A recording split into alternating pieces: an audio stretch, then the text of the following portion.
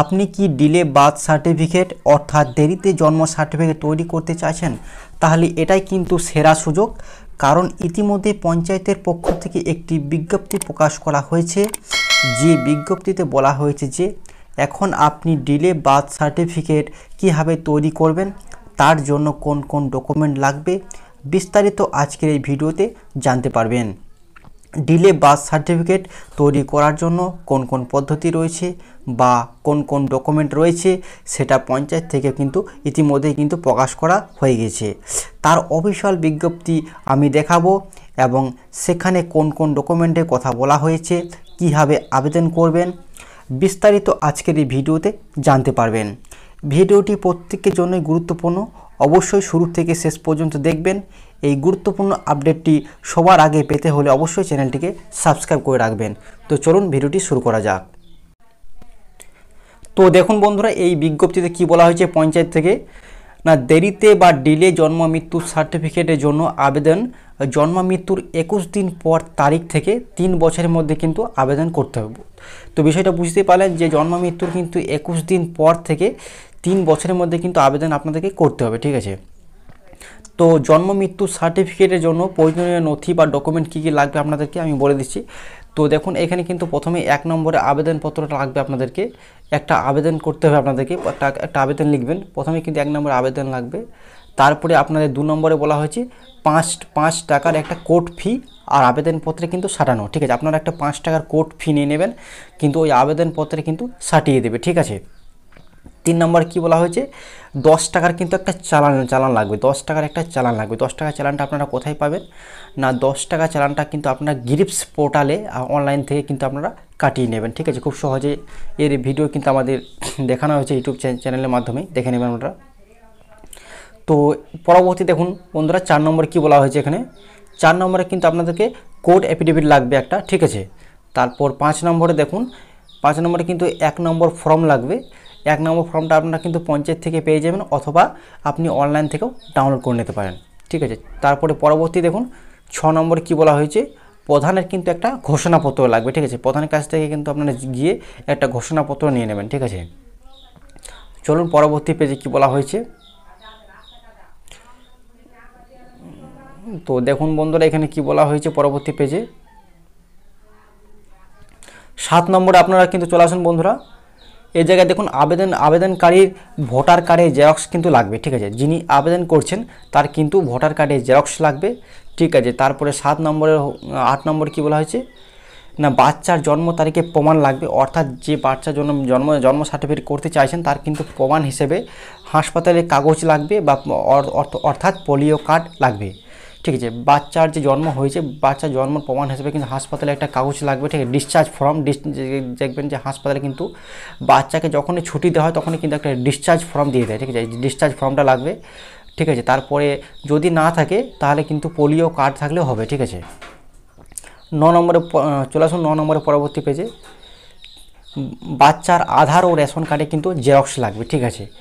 তারপরে 10 নম্বর কি বলা হয়েছে, যে বাচ্চার পিতা মাতার ভোটার এবং আধার কার্ডে জেরক্স লাগবে, অর্থাৎ যে বাচ্চারা রয়েছে তার কিন্তু পিতা ও মাতার কিন্তু আধার এবং ভোটার কার্ডে কিন্তু জেরক্স লাগবে, আর এবং নাগরিকত্বের প্রমাণ লাগবে, অর্থাৎ পিতা মাতা যে একজন ভারতীয় নাগরিক তার কিন্তু একটা প্রমাণ লাগবে। প্রমাণ বলতে ধরুন আধার ভোটার কার্ড দিয়ে দিলে হয়ে যাবে, ভোটার কার্ড বা জন্ম সার্টিফিকেট যদি থেকে থাকে তাহলে ওইগুলো দিয়ে দিলে হয়ে যাবে। চলুন 11 নম্বরে দেখুন কি বলা হয়েছে পরবর্তীতে, 10 নম্বর ফর্ম প্রধানের স্ট্যাম্প সহি সহ, ঠিক আছে। আপনাদের কিন্তু একটা 10 নম্বর ফর্ম কালেক্ট করে নেবেন, সেখানে কিন্তু প্রধানের স্ট্যাম্প এবং সহি সহ থাকবে, ঠিক আছে।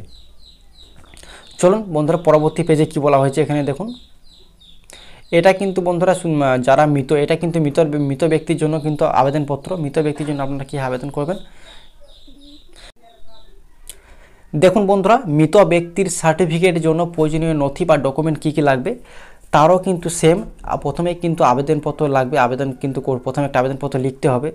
তারপরে 2 নম্বরে চলে আসুন পরবর্তী, 5 টাকার কোর্ট ফি আবেদনপত্রে কিন্তু সাটানো, অর্থাৎ 5 টাকার একটা কোর্ট ফি আপনারা নিয়ে নেবেন, কিন্তু সেই আবেদনপত্রে কিন্তু আপনারা সাটিয়ে দেবেন, ঠিক আছে। 3 নম্বরে কি বলা হয়েছে 10 টাকার কিন্তু একটা চালান, 10 টাকা চালান আমি পরবর্তী ভিডিওতে বললাম যে 10 টাকা চালান কিন্তু আপনারা গ্রিপস পোর্টাল থেকে কিন্তু আপনারা কাটিয়ে নেবেন, সরকারি পোর্টাল, ঠিক আছে। তারপরে আপনারা কিন্তু পরবর্তী পেজে চলে আসুন, 4 নম্বরে চলে আসুন। কোর্ট এফিডেভিট লাগবে, ঠিক আছে, একটা কোর্ট এফিডেভিট আপনারা করে নেবেন। তারপরে হচ্ছে 5 নম্বরে ডাক্তারের সার্টিফিকেট, আপনার কিন্তু একটা ডাক্তারের সার্টিফিকেট লাগবে। আপনি যে মৃত ব্যক্তি, ঠিক আছে, সেই মৃত ঘোষণা করেছেন, ডাক্তারের কিন্তু একটা সার্টিফিকেট লাগবে। তারপরে আপনি 6 নম্বরে চলে আসুন বন্ধুরা, রেশন কার্ড সারেন্ডার সার্টিফিকেট, ঠিক আছে। আপনি যে মৃত ব্যক্তি, তাহলে আপনার যে রেশন কার্ডটি আছে সেটা কিন্তু যে আপনি বন্ধ করে দিয়েছেন তারই একটা সারেন্ডার সার্টিফিকেট, সেটা কিন্তু লাগবে। তারপরে চলে আসুন 7 নম্বরে, 7 নম্বরে দেখুন একটা 2 নম্বর ফর্ম লাগবে। 2 নম্বর ফর্মটা কিন্তু আপনার পঞ্চায়েত থেকে পেয়ে যান অথবা আপনি অনলাইন থেকে ডাউনলোড করে নিতে পারেন।